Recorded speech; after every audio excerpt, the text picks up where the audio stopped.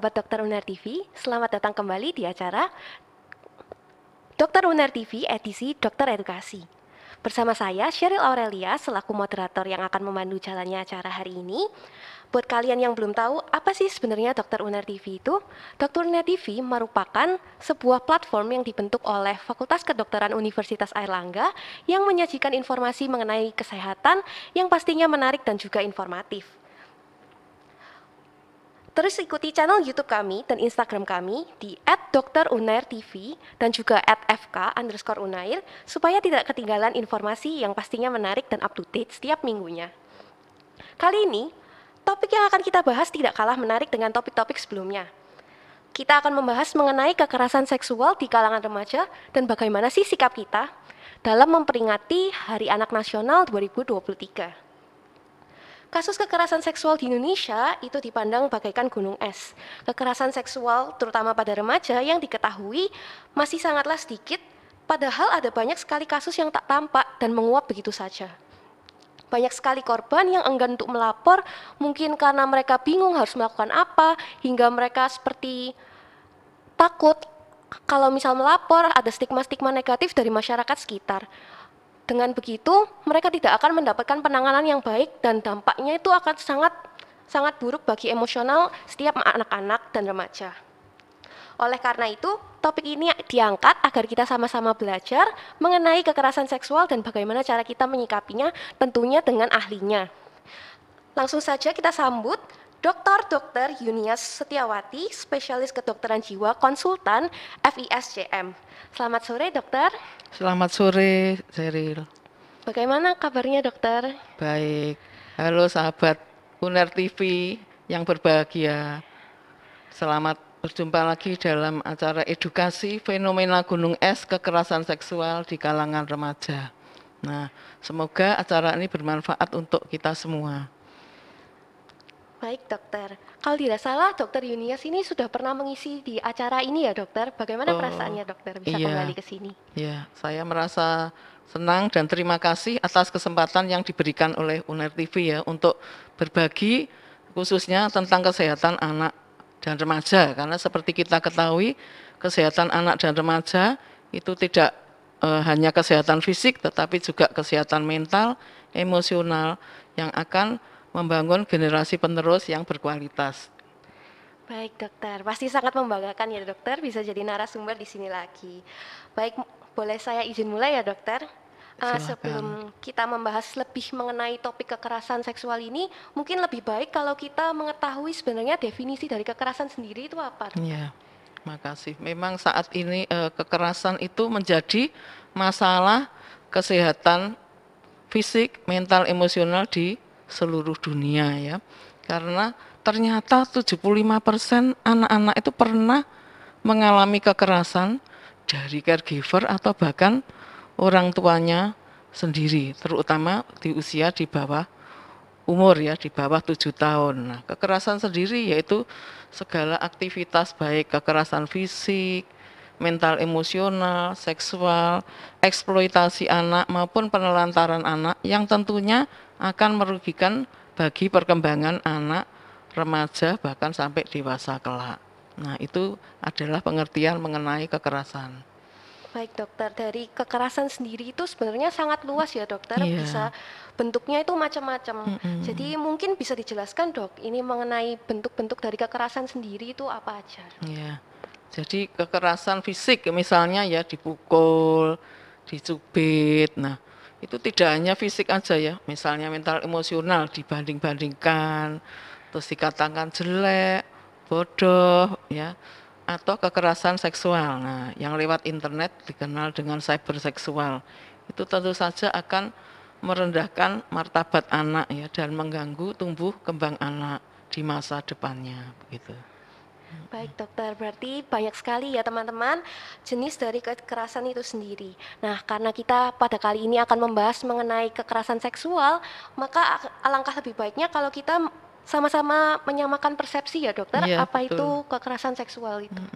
Nah, kekerasan seksual yaitu semua aktivitas yang melibatkan anak, aktivitas seksual yang melibatkan anak di bawah usia yang ditentukan oleh hukum setempat dalam hal ini kalau yang dimaksud anak dan remaja yaitu usia 0, jadi sejak dalam kandungan sampai 18 tahun.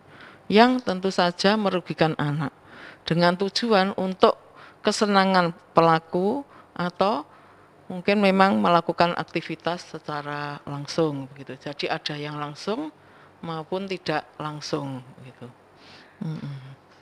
Baik, dokter. Nah, saya ada sedikit cerita ini, dokter.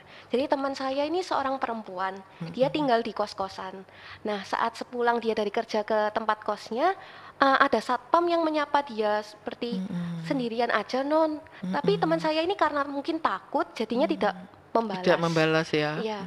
Tapi satpamnya ini bilang nggak sopan, nggak jawab pertanyaan orang tua. Lalu teman saya takut dan akhirnya langsung masuk ke kos. Apakah hal seperti ini tuh bisa disebut dengan kekerasan seksual secara verbal atau bagaimana, dokter, batasan-batasannya? Iya, kalau menyapanya itu secara ini ya, secara say hello, tidak ada maksud-maksud atau tujuan tertentu atau dengan perkataan-perkataan yang mengundang ini ya minat begitu, sekiranya masih dalam batas normal. Akan tetapi kalau sudah misalnya itu wah mulai ya biasanya menyentuh sesuatu begitu, itu kita harus waspada apalagi malam hari dan berjalan sendirian begitu ya. Iya.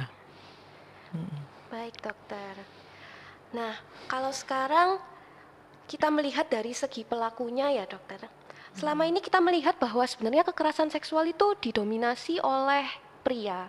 Namun, apakah statement ini sebenarnya bisa dibenarkan atau sebenarnya pria dan wanita ini sama-sama bisa menjadi seorang pelaku dari kekerasan seksual itu?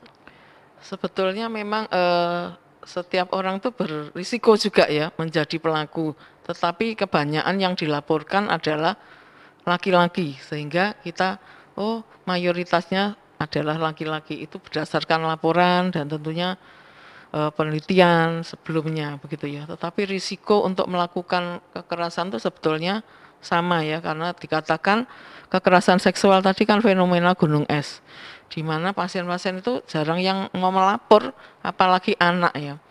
Yang disayangkan anak itu semakin mendapat kekerasan karena di bawah ancaman dia akan semakin dekat dengan pelakunya.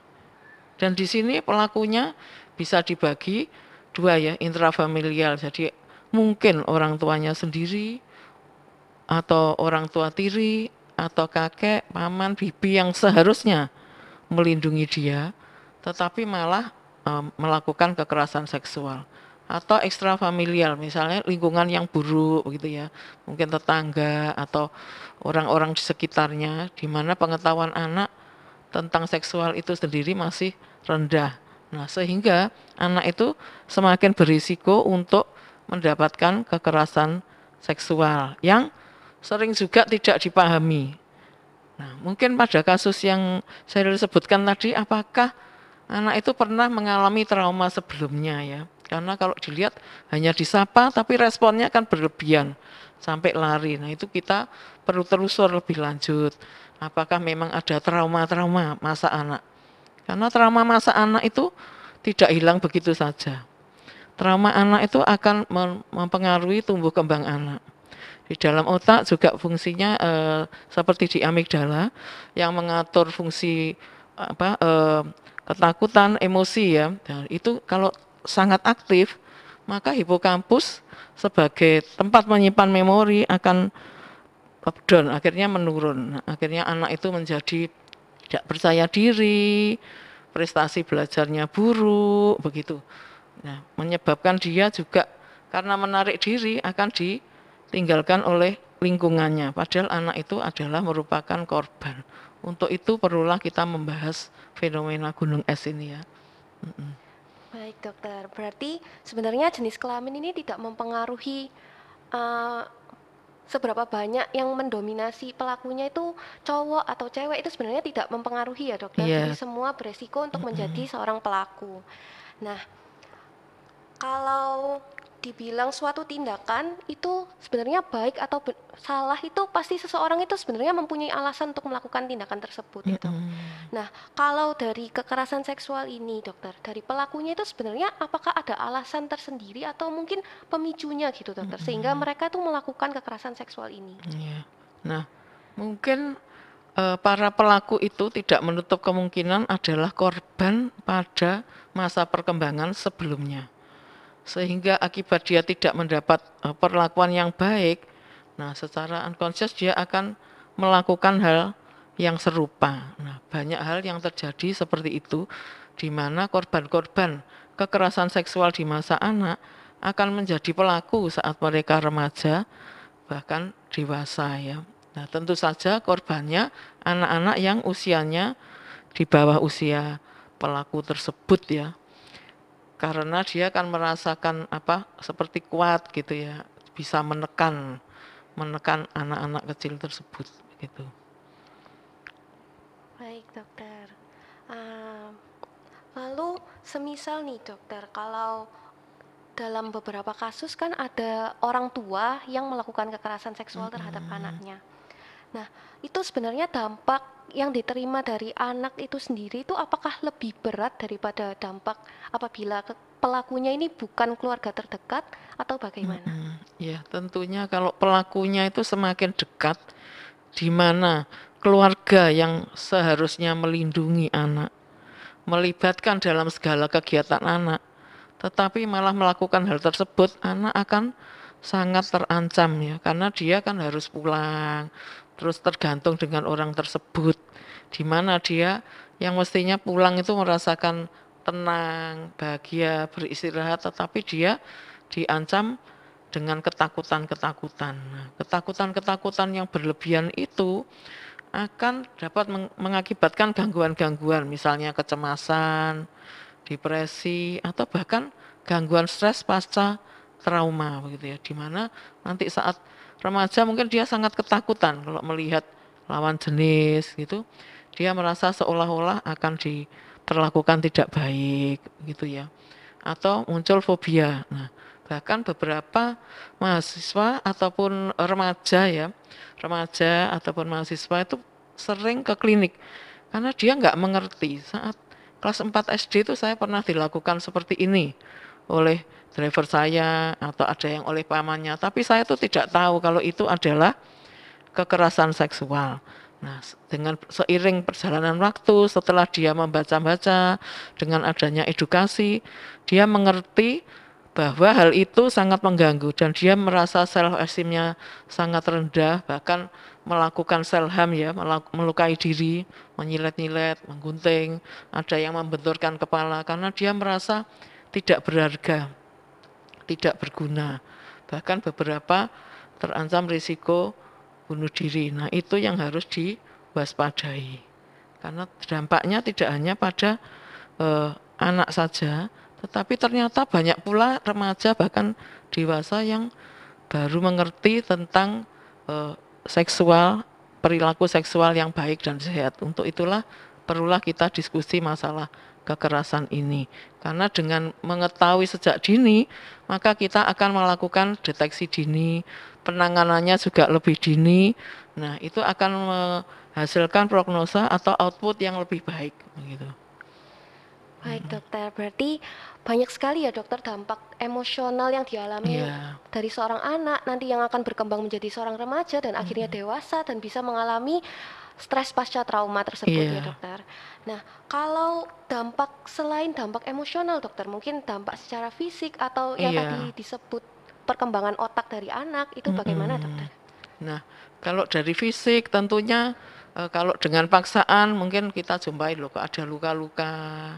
Terus anak-anak tuh juga biasanya mengeluh kalau kencing itu sakit ya, disuri gitu. Terus mungkin kencingnya itu beberapa tuh pernah dijumpai loh kok bernanah begitu ya. Terus atau kalau remaja mungkin risiko kehamilan, nah itu kan akan semakin memperberat ya, beberapa kasus yang pernah dijumpai kan seperti itu, di mana anaknya itu masih SMA, terus orang tuanya bingung kalau mau diaborsi atau diteruskan karena kehamilan yang tidak diinginkan itu. Selain itu juga dampak pada perkembangan otak ya. Seperti kita ketahui 1 sampai 5 tahun pertama itu yang sekarang disebut kalau ada gangguan neurodevelopmental di mana perkembangan otak tuh berkembang sangat cepat. Ketika terjadi trauma-trauma itu, maka akan merusak fungsi amigdala ya karena hipersensitivitas terhadap stresor yang lama, berkelanjutan dan spesifik, maka akan menyebabkan atrofi hipokampus dan anaknya itu menjadi mudah lupa, bengong, terus pertumbuhan fisiknya juga akan tentu saja terganggu dan prestasi sekolahnya tentu saja buruk ya. Nah itu yang perlu mendapat perhatian kita semua bahwa dampaknya tidak hanya saat ini saja tetapi harus ditanggulangi sedini mungkin dan ditangani seoptimal mungkin. Apalagi kalau pelakunya itu di area intrafamilial alias keluarga, nah itu mungkin anak harus ditempatkan di tempat yang aman begitu ya dan pelakunya tuh segera dibawa berobat mungkin ke psikolog atau ke psikiater atau juga kalau ada gangguan fisik mungkin ke dokter yang bersangkutan misalnya neurologi atau dokter yang lain begitu yang berhubungan dengan sakitnya tersebut karena ini akan menyebabkan distres pada anak ya dan tentu saja distres itu tidak hanya pada anak dan pelaku tetapi juga keluarganya kan. Jadi kalau kelainan-kelainan emosional itu memang dampaknya lebih luas dibandingkan dengan illness ya penyakit dalam tubuh. Nah itu tentunya memerlukan perhatian kita bersama. Terima kasih. Banyak sekali ya teman-teman dampak yang bisa dialami dari seorang korban kekerasan seksual. Mulai dari dampak emosional, bahkan dampak fisik, dan juga bisa mempengaruhi perkembangan dari otak seorang anak. Nah, dokter mungkin bisa dijelaskan mengenai batasan-batasan semisal nih dokter, seorang anak remaja perempuan dengan seorang ayahnya. Misal cium pipi yang dilakukan oleh seorang ayah kepada anak perempuannya yang sudah remaja itu apakah masih diperbolehkan atau bagaimana batasan-batasannya dokter? Nah kalau mencium itu kan sebagai bentuk kasih sayang orang tua, misalnya anaknya mendapat prestasi begitu ya atau anaknya setelah pergi jauh itu kan merupakan hal yang wajar ya kalau bentuk ciuman di pipi ya. Tapi kalau yang kurang wajar mungkin kalau selain mencium di pipi juga meraba-raba hal yang sensitif. Untuk itu kan sudah ada edukasi seksual sejak dini ya, bahkan sudah ada lagunya ya, mana yang boleh disentuh, mana yang tidak. Jadi kalau masih dalam batasan-batasan seperti itu, saya kira memang masih dalam batas normal karena pertumbuhan dan perkembangan anak itu juga tidak hanya tergantung pada ibunya, tetapi ayah juga ikut berperan. Nah, dalam hal ini beberapa penelitian menyatakan kalau kognitif atau kecerdasan itu dari ibunya. Kalau perilaku dari ayah. Untuk itulah maka memang perlu peran ayah yang baik begitu ya. Nah, jadi di sini ayah itu tidak hanya sekedar pencari nafkah atau breeder jadi sebagai pelindung begitu ya. Nah, di sini kehadiran ayah itu juga sangat penting. Walaupun misalnya ayahnya bekerja di luar pulau atau di luar kota, tetapi tetap harus ada kontak begitu. Supaya anak tuh timbul kehangatan, kasih sayang, juga rasa percaya diri. Jadi kalau mencium tapi masih pipi kan tidak berlebihan ya sebagai bentuk kasih sayang, mungkin memeluk itu masih dalam batas wajar asal tidak dilakukan tindakan yang misalnya yang saya sebutkan tadi ya, yang meraba-raba, terus yang merangsang sesuatu untuk melakukan sesuatu, terus saya kira masih dalam batas wajar begitu ya. Baik dokter. Nah kalau semisal keluarga sendiri yang merupakan seorang pelaku ini ya dokter, kan pastinya dampak emosional dan dampak-dampak lainnya itu pasti lebih berat daripada orang lain yang melakukannya. Nah, bagaimana sih dokter cara kita menyikapi sebagai keluarga bahkan sebagai seorang individu sendiri terhadap hal yang terjadi seperti ini itu bagaimana dok?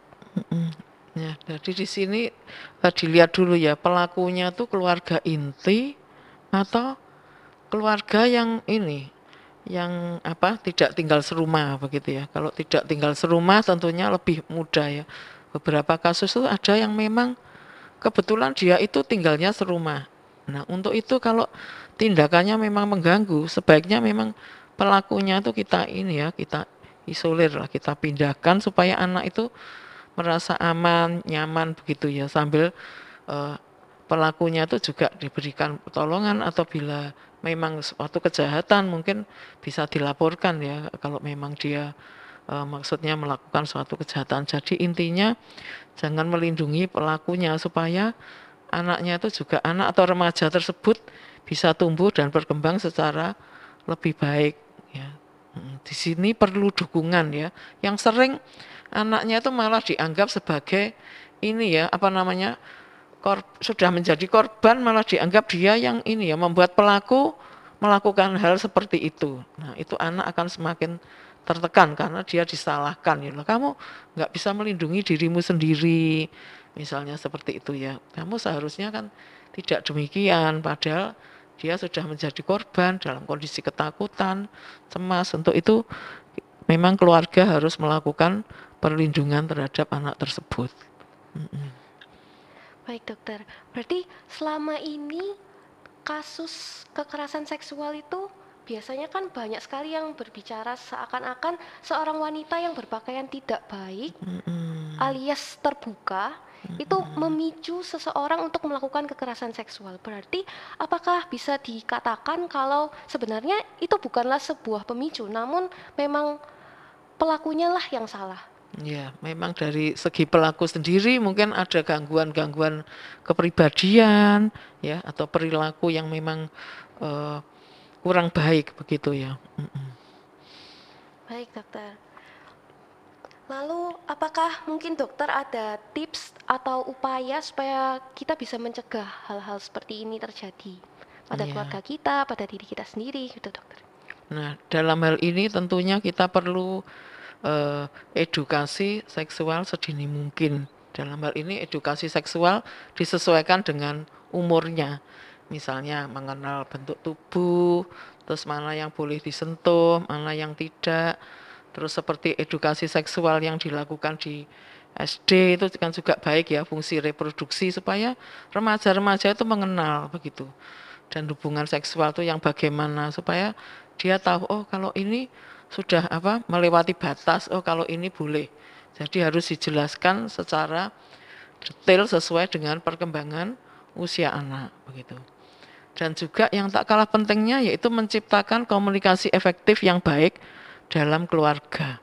Nah, anak yang dicintai, dilibatkan, dihargai, maka dia akan terbuka dengan orang tuanya. Nah, itu akan meminimalisir risiko-risiko untuk kekerasan-kekerasan ataupun khususnya yang kita bahas hari ini yaitu kekerasan seksual yang sekarang sangat marak ya sebetulnya, karena bisa terjadi di tempat yang paling aman dan paling nyaman, misalnya di rumah mereka atau di kamar ya, misalnya disapa dengan sapaan yang tidak baik, karena sekarang kan apa-apa sejak pandemi itu lewat HP. Nah, itu kekerasan juga bisa lewat HP, internet misalnya. Kan kekerasan seksual itu tidak harus langsung kan, ada yang tidak langsung, misalnya dipaparkan gambar atau lewat tontonan di internet atau melihat secara langsung kegiatan seksual yang tidak pantas itu ya. Nah, itu yang harus dihindari. Kemudian yang secara langsung, apalagi kalau secara langsung kan itu akan mengakibatkan trauma baik fisik, mental, emosional anak. Nah, di situ adalah perannya kita untuk paling tidak dengan menciptakan suasana yang baik dalam keluarga, terus juga edukasi seksual yang baik, maka kekerasan seksual ini akan bisa ditanggulangi gitu. Baik dokter, berarti penanggulangannya ini kita sangat perlu peran dari seorang keluarga ya dokter, dari Iya, seorang orang tua, bahkan dari seorang guru di sekolahnya iya untuk edukasi betul. seksual, agar supaya anaknya ini bisa lebih mengerti batasan-batasan dan Iya, mengerti untuk menghindari kekerasan seksual ini ya dokter. Nah, untuk pertanyaan terakhir nih dokter, mungkin ini berbeda dari pertanyaan-pertanyaan yang sebelumnya. Nah, apakah sebenarnya kekerasan seksual itu ada hubungannya dengan orientasi seksual dari seorang individu? Iya. Semisal seseorang yang homoseksual dan Mm-mm. sebagainya, dokter.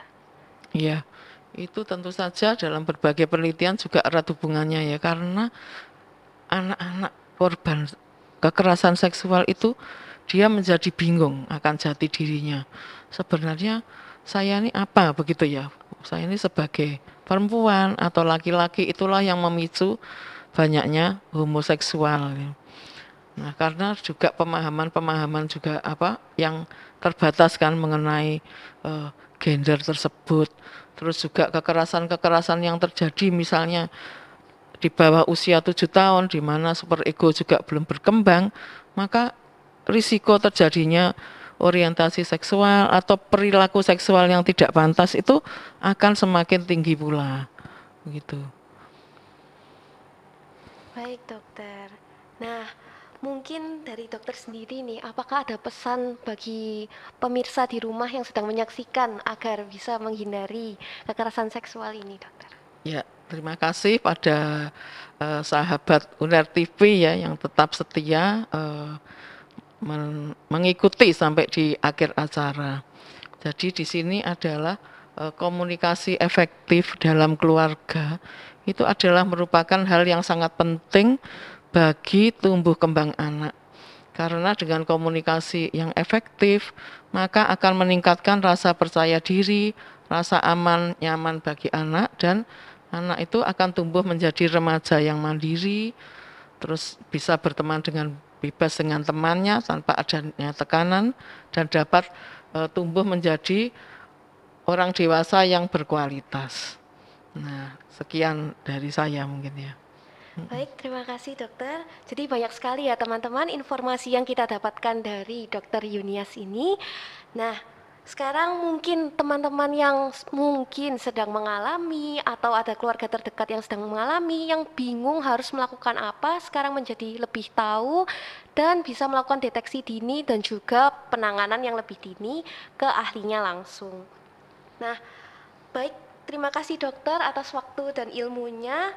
Saya Sheryl Aurelia, pamit undur diri. Mohon maaf apabila ada kesalahan dari saya maupun dokter Yunias. Terima kasih atas perhatiannya. Sampai jumpa di episode selanjutnya.